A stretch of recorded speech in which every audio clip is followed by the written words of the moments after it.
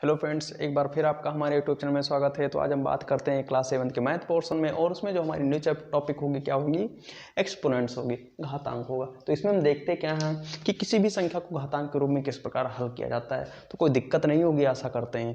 अगर चैनल अगर अच्छा लगता है तो चैनल को लाइक करिए, शेयर करिए और सब्सक्राइब करिए, है ना। तो इसमें हम देखते क्या है कि किसी भी संख्या को घातांक के रूप में किस प्रकार कन्वर्ट किया जाता है ना। तो आइए एग्जाम्पल के माध्यम से देखते हैं। सबसे पहले कितना लिखा हुआ है यहाँ पे, मान लीजिए क्या लिखा हुआ है, 10 इंटू 10 इंटू 10 इंटू 10 लिखा हुआ है। तो सबसे पहले इसकी हम डिफिनेशन देख लेते हैं क्या होती है कि किसी भी संख्या को क्या है, गुणा के रूप में लिख दिया जाए। अगर एक ही संख्या बार बार गुणा के रूप में परिवर्तित हो रही, देखिए 10 इंटू 10 इंटू 10 लिखा हुआ है ना, मीन्स क्या कि एक ही संख्या को तो बार बार गुणा किया जा रहा है ना। तो इन संख्याओं को इतना ना गुणा करके क्या कर दिया जाए, ऐसे कर दिया जाए कि सबसे पहले क्या करना है, इन संख्याओं में से एक संख्या लिख दिया जाए, फिर ब्रैकेट लगाया जाए, ब्रैकेट के बाहर कितना, जितनी बार में गुणा किया गया उतना लिख दिया जाए, जैसे 1 2 3 4 5।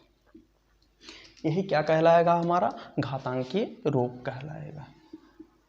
क्या कहलाएगा, घातांकीय रूप कहलाएगा। क्या कहलाएगा, घातांकीय रूप कहलाएगा। यानी जो 10 की घात कितना लिखा हुआ है, 5 लिखा हुआ है, कितना लिखा हुआ है, 10 की घात 5 लिखा है, यही हमारा क्या कहलाएगा, घातांकीय रूप कहलाएगा, है ना। तो किसी भी संख्या को हमने कहा ना, तो मान लेते हैं इसकी जगह पे कितना लिखा हुआ है, 5 इंटू 5 इंटू 5 लिखा हुआ है।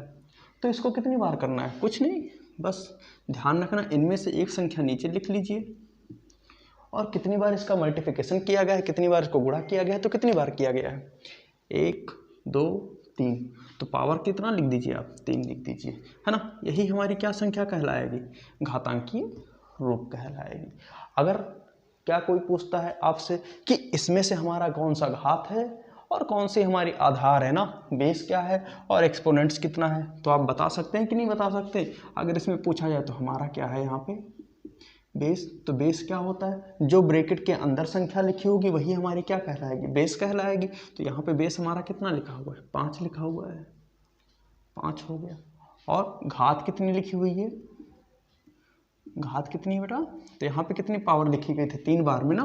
देखिए 1 2 3 आया था, 3 बार यहाँ लिख दिया गया था, 3 हो गया। ऐसे ही इसमें देखा जाए तो हमारा कितना लिखा हुआ है, घात, आधार कितना है 10, और घात कितना है हमारा 5 है। तो आशा करते हैं कि इसमें आप लोगों को कोई समस्याएं नहीं होंगी। अगर होती हैं समस्याएं तो आप लोग बता सकते हो कमेंट के माध्यम से, है ना। तो अब देखते हैं हम क्या कि कोई भी संख्याएं अगर घातांक के रूप में लिखी होती हैं तो घातांक कितने प्रकार के हमारे होते हैं, है ना। कि कोई भी संख्याएं अगर घातांक के रूप में लिखी हुई हैं तो घातांक के रूप में हमारी संख्याएं कितने प्रकार की होती। तो पहला होता है हमारा क्या, धनात्मक घातांक। क्या होता है, पॉजिटिव एक्सपोनेंट्स।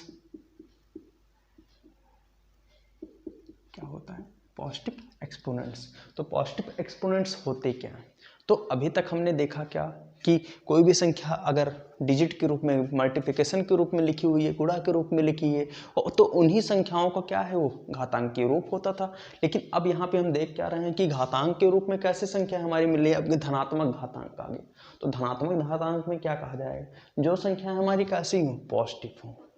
पॉजिटिव का मतलब तो आप लोग को क्लियर है ना, क्या लिखा हुआ, जैसे अगर संख्या हमारी 3 लिखी हुई तो एक ऐसी हमारी संख्या होगी, पॉजिटिव होगी। 3 इंटू 3 इंटू 3 लिखा हुआ है, तो ये क्या हो गया हमारा, 3 की पावर 3 हो गया, है ना। अब मान लीजिए ऐसी संख्याएं ना लिख के हमारी परमेय संख्या के रूप में लिखी हुई, तो परमेय संख्या का मतलब क्या, a बाई बी के रूप में लिखा हुआ, या आपको हमने डिफिनेशन क्या बताई थी कि p by Q is not equal to 0। क्या कि p by Q equal to not equal to 0। ये क्या है, आपकी परमेय संख्या की डिफिनेशन है। क्या लिखा गया है यहाँ पे कि यदि कोई भी संख्या क्या लिखी हुई है, p बाई क्यू के रूप में लिखी हुई है और उसका मान q के बराबर नहीं है, तो वह संख्या हमारी कैसी होगी, परमेय संख्या होगी। अब परमेय संख्याओं में भी आपको बताया गया था धनात्मक और ऋणात्मक, पॉजिटिव और निगेटिव बताया गया था। तो वही चीज़ यहाँ पे भी है, क्या कि जैसे संख्या हमारी क्या है, p की वैल्यू कुछ भी रख दीजिए यहाँ पे, और क्यू की वैल्यू भी कुछ भी रख दी। बस ध्यान क्या रखना है कि इन दोनों को जब हल करें बटे के रूप में तो जो ये मान आए वो क्या हो, 0 के बराबर ना हो। जैसे संख्या हमारी कितनी लिखी हुई है, 3/4 लिखी हुई। क्या 3/4 लिखी हुई, तो क्या ये हमारी परमेय संख्या है? बिल्कुल है। क्यों? क्योंकि अभी डेफिनेशन में बताया गया कि P/Q is not equal to 0। इनको जब हल किया जाएगा तो 0 बराबर आएगा? नहीं आएगा ना। तो वही क्या है यहाँ पे, अब देखा जाए तो क्या धनात्मक घातांक के रूप में बात की जा रही है ना। तो धनात्मक घातांक क्या हो गया, ए भी तो हो गया। अगर इसको हम क्या कर दे, बार बार गुणा कर दे, 3/4 इंटू 3/4, क्या दिक्कत? कोई दिक्कत नहीं ना। कितनी बार लिखा हुआ है, 1 2 3 4, तो क्या हो जाएगा 3/4 सबसे पहले लिखिए, फिर इसके ऊपर ब्रैकेट लगाइए और कितनी बार लिखा हुआ है यह संख्या, 1 2 3 4, बाहर 4 लिख दीजिए। यही क्या हो जाएगा, हमारा घातांकीय रूप हो जाएगा। क्या हो जाएगा, घातांकीय रूप हो जाएगा, है ना।